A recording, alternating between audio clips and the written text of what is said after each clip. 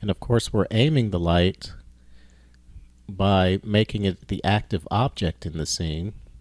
And in Cinema 4D that allows us to aim the light just as we would a camera.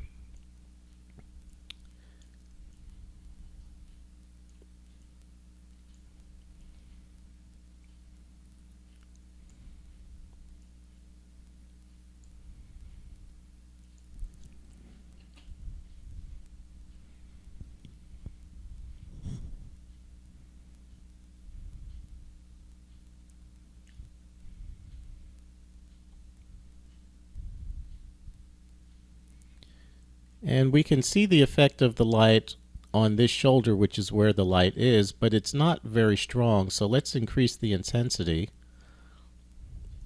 to about 200%.